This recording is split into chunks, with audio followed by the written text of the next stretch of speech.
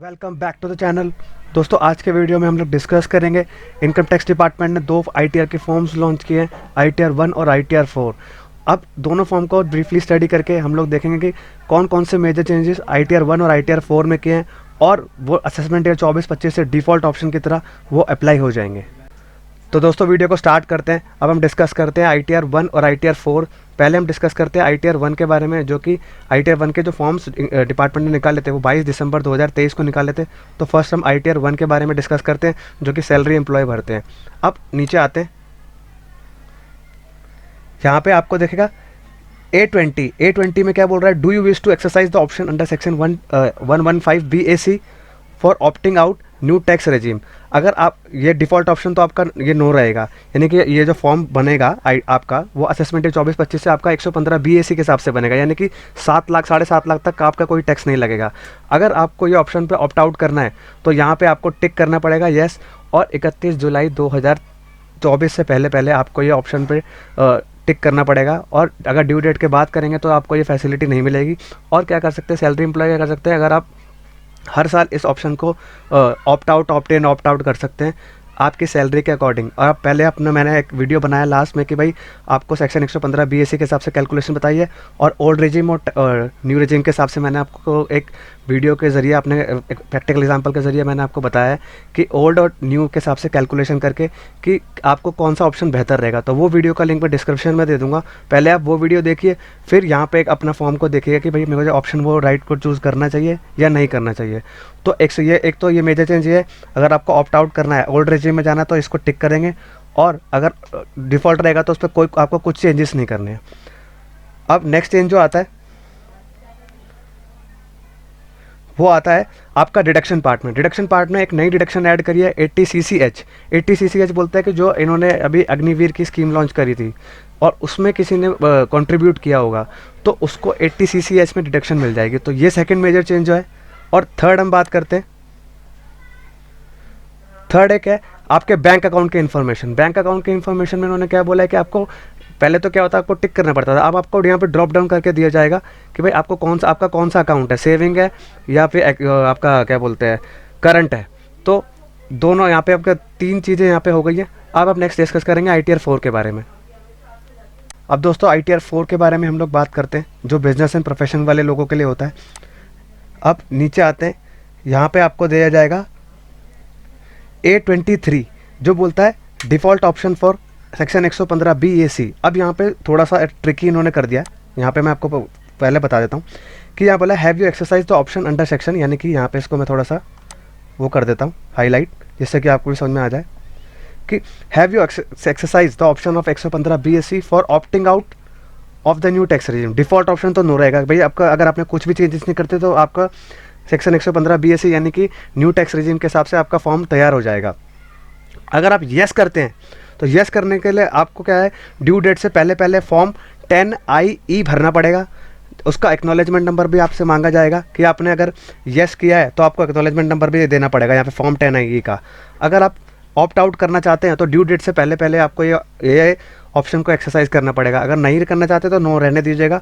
और ITR 4 यानी कि जो बिज़नेस प्रोफेशन वालों के लिए है, उनको सिर्फ एक ही बार चांस दिया जाएगा अपना ये ओल्ड टू न्यू रिजीम या न्यू टू ओल्ड में जाने का। और अगर एक बार उन्होंने ऑप्शन न्यू चूज़ कर लिया तो लाइफ टाइम उस ऑप्शन को चेंज नहीं कर पाएंगे। और अगर आपका न्यू से ओल्ड में जाना चाहते हैं तो आप एक बार चेंज कर सकते हैं, ठीक है। ओल्ड से न्यू में जाने के लिए आपको न्यू से ओल्ड में जाने के लिए आपको ऑप्शन नहीं दिया जाएगा। ओल्ड से न्यू में जाने के लिए आपको एक बार अलाउ किया जाएगा, और वो अगर आपने न्यू में चूज़ कर लिया तो आपको वंस एंड और फॉल पूरा का पूरा आपको पूरा लाइफ टाइम तक आपका डिफ़ॉल्ट ऑप्शन 115 BAC में रहेगा। ये पहला मेजर चेंज है ITR 4 में। सेकंड में आते हैं, वही CCH वाला आपका रहेगा कि आपने जो भी क्या बोलते हैं आपका अग्निवीर योजना में अगर अपना कंट्रीब्यूशन दिया होगा तो वो उसमें आपको डिडक्शन मिल जाएगी CCH की। अब नेक्स्ट मेजर चेंज जो आता है वो आता है आपका बिजनेस प्रोफेशन की इनकम पे। अब यहाँ पे हम बात करते हैं कि अगर बिजनेस प्रोफेशन है और उसको प्रेजेंटिव टैक्सेशन में जाना है तो आपका ग्रॉस टर्नओवर था कि 2 करोड़ के ऊपर आपको प्रेजेंटिव टैक्सेशन का बेनिफिट मिलता था। लेकिन अब असेसमेंट ईयर 24-25 से उन्होंने क्या कर दिया है, लिमिट को बढ़ा के 3 करोड़ कर दिया है। लेकिन 3 करोड़ तब है अगर आपका cash transaction 5% of the turnover है। अगर 5% से टर्नओवर तक है या उससे नीचे है। अगर उससे ऊपर निकल जाएगा तो आपका 2 करोड़ ही रहेगा, और तो इससे ये एक मेजर चेंज आया है। नेक्स्ट आता है आपका 44 ADA में, जो प्रोफेशन की बात करता है। प्रोफेशन में क्या था, 50 लाख की आपकी लिमिट थी टर्नओवर की, अब उसको बढ़ा के 75 कर दिया है। वही लिमिट है कि आपका 5% ऑफ द कैश रिसिप्ट होना चाहिए अप टू, और अगर उससे ऊपर निकल जाएगा तो आपको ये बेनिफिट नहीं मिलेगा। और नेक्स्ट बेनिफिट आपका आता है वही बैंक का चूज़ करने का। हाँ, ये आ गया कि आपको टाइप्स ऑफ बैंक चूज़ करने का, वही ड्रॉप डाउन मेन्यू आपको फैसिलिटी दी जाएगी। आपका करंट है या सेविंग है, जो सा भी है, फॉरेन अकाउंट है, तो आपको वहाँ पे आप ड्रॉप डाउन मेन्यू करके आप उसको टिक कर पाएंगे। तो गाइज ये थे एक मेजर चेंजेस जो भी आपको मैंने ITR 1 और ITR 4 के जो बताए, बहुत ही मेजर चेंजेस हैं जो कि आपके असेसमेंट ईयर 24-25 में अप्लाई होने वाले हैं। तो आप केयरफुली अपना कैलकुलेशंस करिए।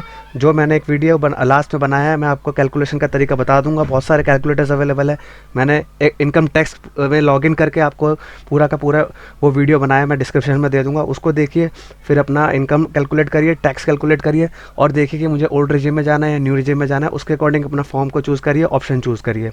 और लास्ट ईयर में अगर आप ड्यू डेट के बाद चूज़ करते हैं तो क्या होगा कि आपको ये ऑप्शन एक्सरसाइज करने का ऑप्शन दिया नहीं है, आपका डिफ़ॉल्ट रेजिम में ही आपका चला जाएगा। सैलरी वन वाले तो चेंज कर पाएंगे, सैलरी वाले, और बिजनेस वाले तो चेंज नहीं कर पाएंगे। डिफ़ॉल्ट ऑप्शन अगर रहा तो लाइफ टाइम का लाइफ टाइम यही रहेगा, क्योंकि काफ़ी रिटर्न इसके केसेस में, ऑप्शन चूज़ करने के केसेस में डिफेक्टिव ना हो जाए। तो इससे बट बेहतर होगा आप अपना ड्यू डेट से पहले एक्सरसाइज करिए, और ITR का फॉर्म का सिलेक्शन भी अच्छे तरीके से करिए, जिससे कि आपको फाइलिंग में दिक्कत ना आए। और इनकम टैक्स रिटर्न जो भी होंगी वो अप्रैल से चालू हो जाएंगी, 1 अप्रैल 2024 से। लेकिन अगर आपको प्रॉपर फाइलिंग करनी है तो जून से स्टार्ट कर सकते हैं, जिससे कि आपके सारे AIS और आपके जो भी 26 AIS अपडेट हो जाए।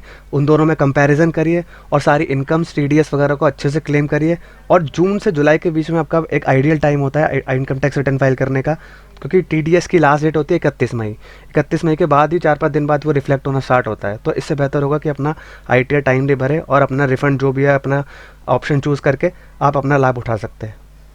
तो दोस्तों, अगर ये वीडियो इन्फॉर्मेटिव लगा तो चैनल को लाइक, सब्सक्राइब और शेयर करिए, और बेल आइकन भी प्रेस कर दीजिए, जिससे कि मैं आपके लिए ऐसे इन्फॉर्मेटिव वीडियोस लेके आता रहूँ और टाइम टू टाइम आपको अपडेट देता रहूँ हर किसी के बारे में, यानी कि इनकम टैक्स के बारे में और GST के बारे में भी। जो भी नए अपडेट्स आते रहते हैं, इनकम टैक्स में भी अपडेट आते रहते हैं, तो ऐसे ही मैं आपको बताता रहूँ और आप लोग टाइमली अपने को अपडेट रखें। Thank you very much. और गाइस, एक इंपॉर्टेंट इन्फॉर्मेशन हो रहा है, नियर फ्यूचर में TDS, income tax, GST, tally से रिलेटेड कोर्सेज लॉन्च करने जा रहा हूँ, जो कि बहुत ही नॉमिनल चार्जेस में अवेलेबल हो जाएंगे और आपको बहुत ही इन्फॉर्मेटिव और बहुत ही लाभदायक होंगे। Thank you very much.